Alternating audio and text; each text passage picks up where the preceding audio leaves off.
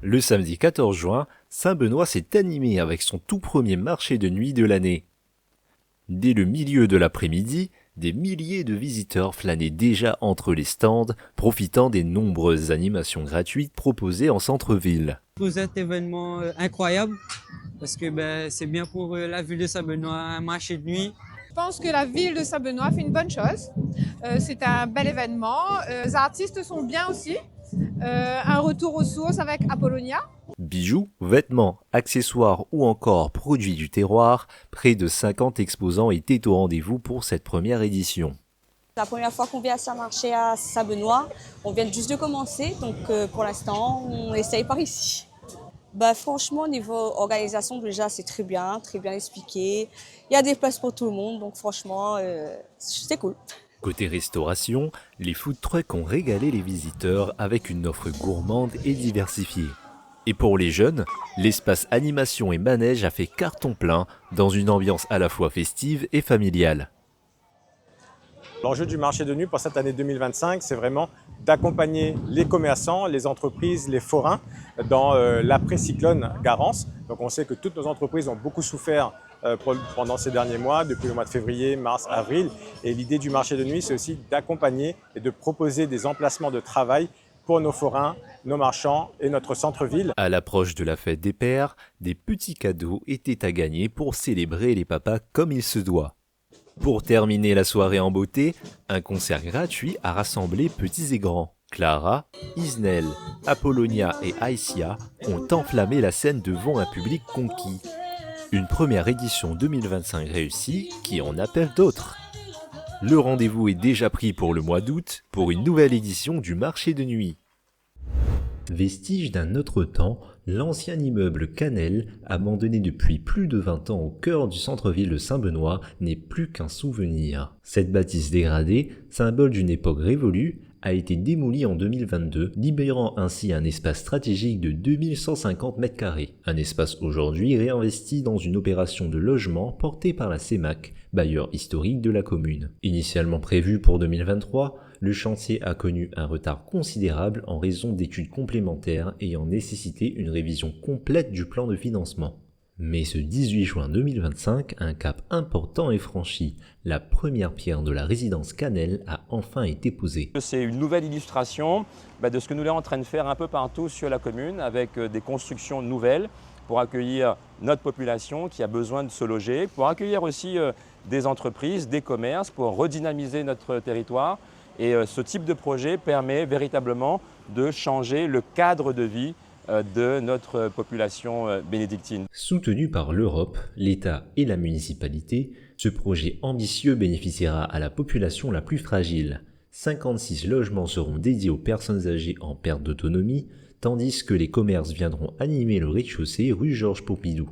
Donc il y aura 2 ans de chantier construction des logements neufs qui accueilleront des services liés justement à l'accompagnement des personnes âgées et au développement de services pour les personnes en perte d'autonomie et un complexe, on va dire, qui est vraiment tourné vers le vieillissement et l'accueil de personnes fragiles. Ce projet a pu voir le jour, notamment grâce à une subvention de 1,154 millions d'euros accordée par l'État au titre du fonds Friche. Avec la résidence Canel, Saint-Benoît poursuit sa transformation urbaine et renoue avec un centre-ville plus vivant, plus inclusif et résolument plus tourné vers l'avenir.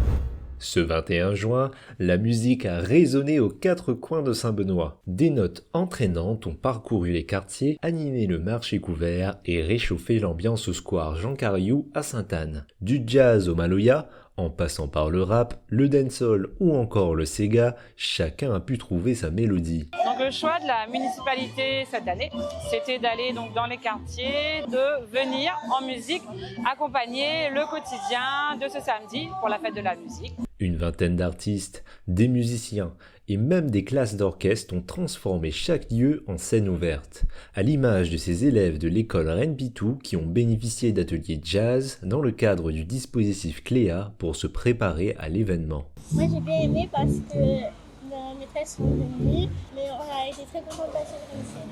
Moi j'ai préféré le Maloya parce que c'est une musique de la Réunion et comme j'aime très fort mon île, je préfère le Maloya. Les intervenants sont venus à l'école, ils se sont entraînés dans la classe avec les instruments, etc. Ils étaient très volontaires et ils ont bien participé au jeu. Tout au long de la journée, les groupes se sont succédés sur scène pour partager leur passion avec le public. Un bel événement musical qui confirme encore une fois qu'à Saint-Benoît, la culture est vraiment partout.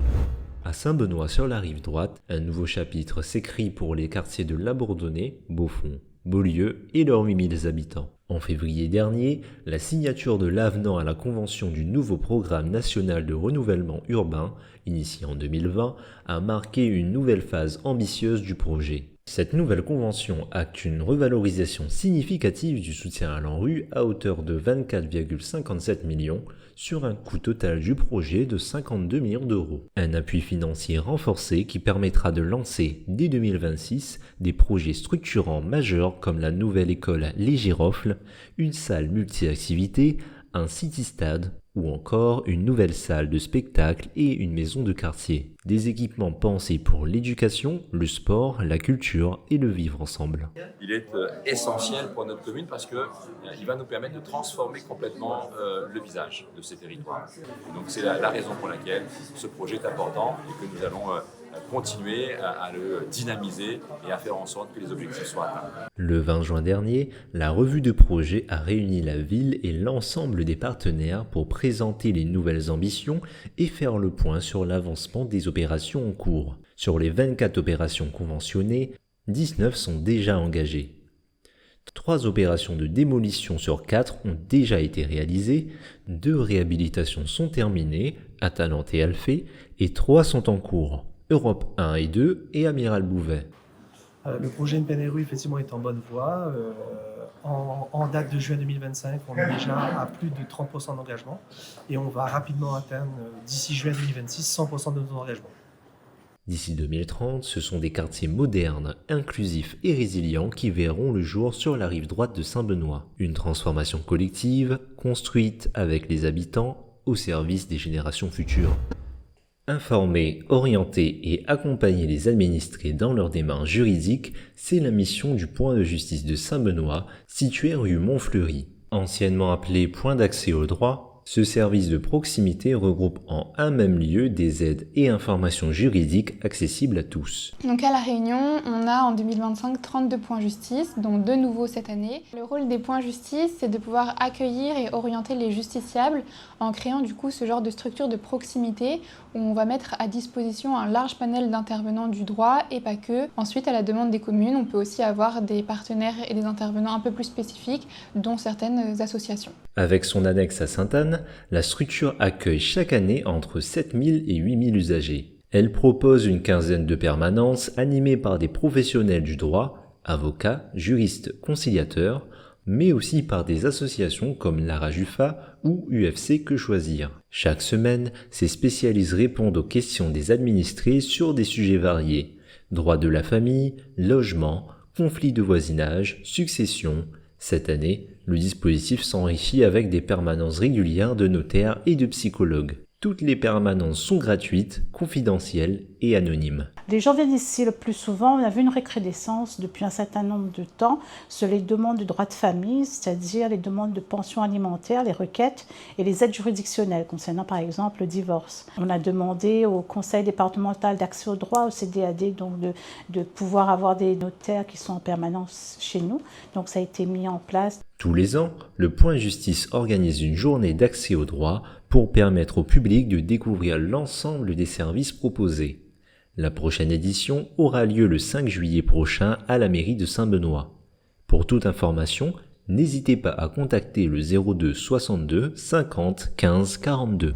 Renforcer la proximité entre les forces de l'ordre et la population, c'est l'objectif de la municipalité de Saint-Benoît qui a mis en place depuis février des permanences de la police municipale à la mairie annexe de Sainte-Anne. Une présence régulière et rassurante qui permet de recueillir les doléances des habitants, de traiter les infractions du quotidien et de faciliter les démarches administratives en complémentarité avec les missions de la gendarmerie. Que ce soit pour signaler un trouble de voisinage, déposer une main courante, déclarer un véhicule hors d'usage ou tout simplement poser une question, les agents de la police municipale sont désormais présents à la mairie annexe tous les lundis, mercredis et vendredi de 9h à 12h. Le but, c'est d'être au plus près des administrés, d'apporter une réponse dans un plan de déploiement de la police municipale, apporter une réponse sur un conflit de voisinage, le dépôt d'une main courante, le traitement d'un VHU ou simplement être écouté, accompagné